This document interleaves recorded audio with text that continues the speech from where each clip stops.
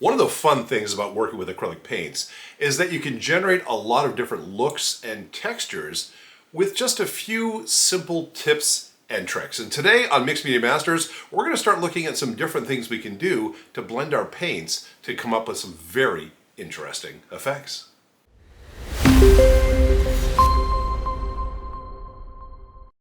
Hello makers, and welcome to the studio. If it's your first time here, then welcome. Good to have you here. If you like learning about abstract art creation and working with mixed media art supplies and all sorts of tips and tricks, then this is the right place. Feel free to hit that subscribe button below. We'd love to talk to you on a regular basis. We drop a video every single week. And on this week's video, as promised, we're going to talk about how we can create some interesting textures with our acrylic paints. Now, a lot of times when you're working with acrylics, you get something that's a very flat kind of look. So I have something I painted up previously here, and while it's interesting enough, it's also not very interesting from a textural standpoint.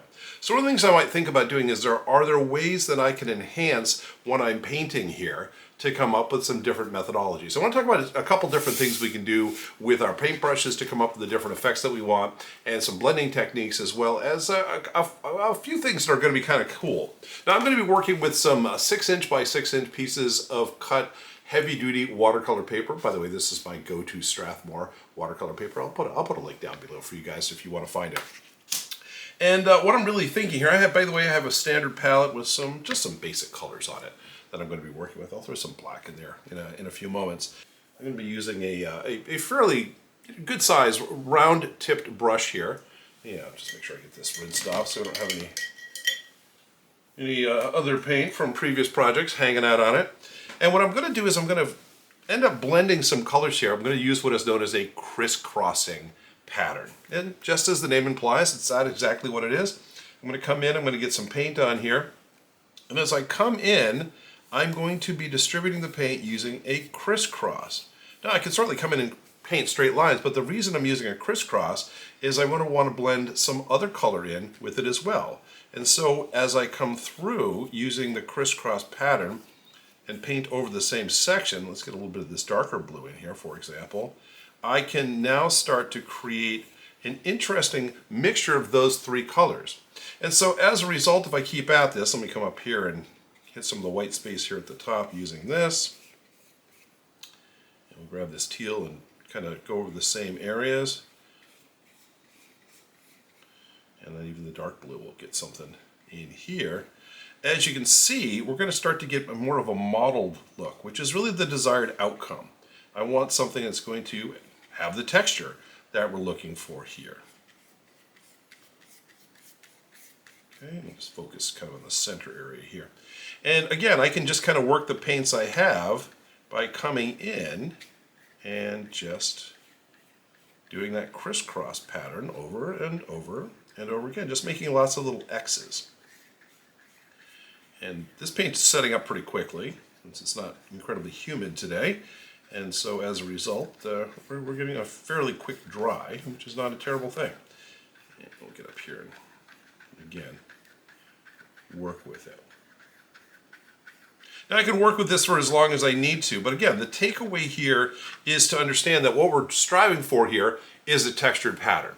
I want to have a basic blue color, let's say, but I don't want it to be a flat blue like we have over here. Instead, I want something that has some interesting textures. As you can see, we've blended three colors together, but we've left enough of each color so that it has a little bit of its own designations in here. Okay, and again, if I want to work additional color in, I can simply come in and using the crisscross pattern, I can add it like that. But I'm going to be creating a texture over things. So an important technique, and also relatively simple to do. So that is crisscrossing. Now our next technique, or texture, is going to be what we call scumbling. Now what is scumbling? Well, scumbling is when we take a paintbrush, like this one I have here, and instead of painting a line with it, which we might do, I'm going to use the paintbrush almost as something that tumbles across my canvas. Let me show you what I'm talking about. I've added some white here to my palette. I'm going to pick up some of this white. Let's get some of it off here.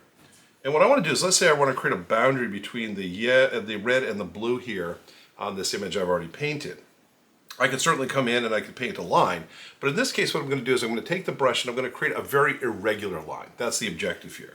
So when I come in here like this, what I'm going to do is I'm going to kind of tumble it and create something that really creates a very weathered effect, if you will. I don't want it to be precise. That's really the overall objective. I want to create something that's much more organic and feels natural. Maybe I could outline the entire whiteness of the red here. The red outlined in white is what I'm trying to say in some sort of language. But again, as I tumble across here, I'm going to be changing the overall width of the line and its effect. And again, this might not be something that is necessary for all the painting that you're doing, but again, when you're creating anything that needs something that's a little bit more natural looking, and nature has a tendency to be rather unsymmetrical at times, as well as very jagged. So this is the kind of thing that could work. So this is an example of what we call scumbling. Now, the next technique I want to share with you is something that's kind of interesting and that allows us to reveal a little something of what's underneath something else. What am I talking about? Well, I'm going to grab some basic blue here. I have a yellow rectangle of sorts, and I'm going to create a blue rectangle on top of it, just like this. We'll make it kind of quick and dirty in here. Let's just get this kind of filled in with our blue color. And get some in here. Go. All right. And what's interesting about this, perhaps, again, depending on what we're trying to do, is the section where the two colors overlap could be made a little bit more interesting, let's say, if we could reveal a little bit more of the yellow that was underneath, maybe coming through as some sort of a scratch. And so we're going to use a technique called sgraffito, which is Italian for scratching. And I have different tools that we can use. I have a plastic, it's for modeling clay, but it would certainly work with what we're doing here. There it is. And I also have another tool here, which is really just kind of a rounded end point, but it allows me to do some scratching.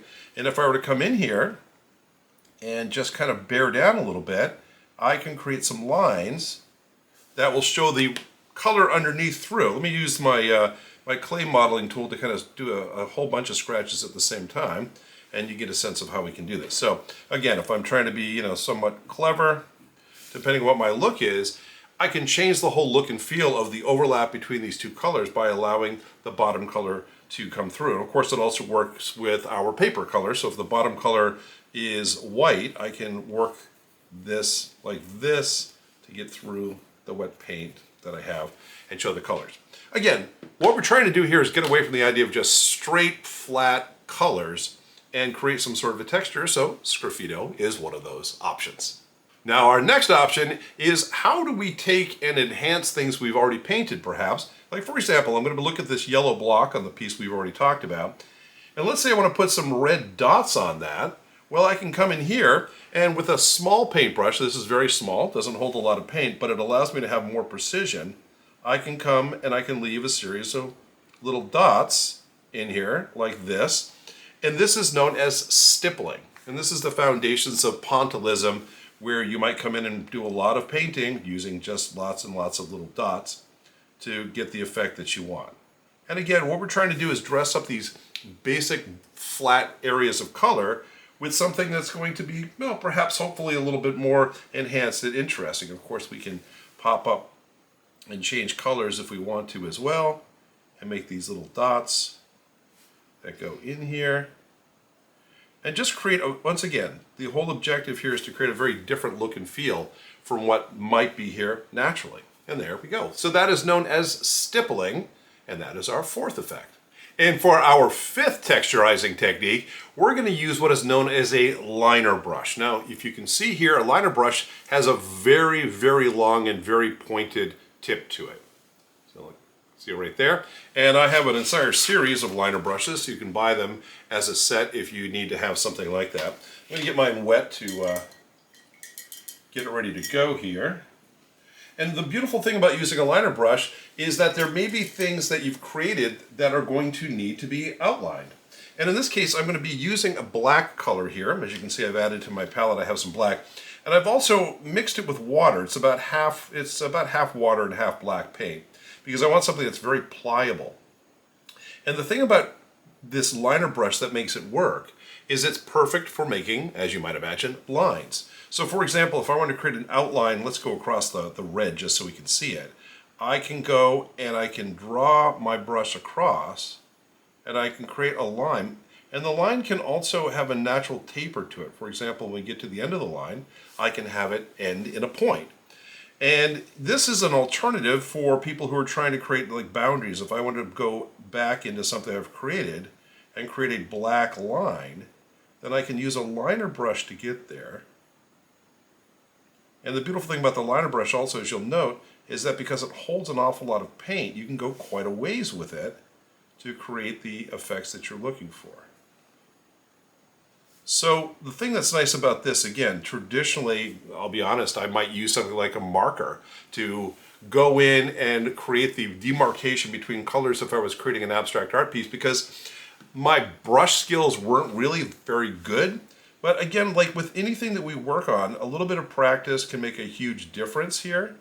And to be able to create, again, kind of the look and feel that we want, and being able to kind of bend that point as we want it, you can learn an awful lot about how to control the paintbrush, how to control your paint, and how to get the effects that you want. So a liner brush, again, is something that we can use if we want to come in and enhance something that we've already worked on by adding additional shapes and structure to. And that is what a liner brush does. Now again, this is just a simple list of 5 things that you can do from a brush standpoint to create things that are going to make your artwork stand out in a unique way. Because a lot of times, like I said, we end up with kind of flat colors on flat colors, which is, if that's your effect, awesome, you're already there. But if you want to enhance it and make your artwork even more interesting, these simple tools and techniques can really bring your art to the next level. Anyway, that's all I have for you today. Thanks so much for dropping by. As always, we really appreciate it. This is Spider, and I'll see you next time.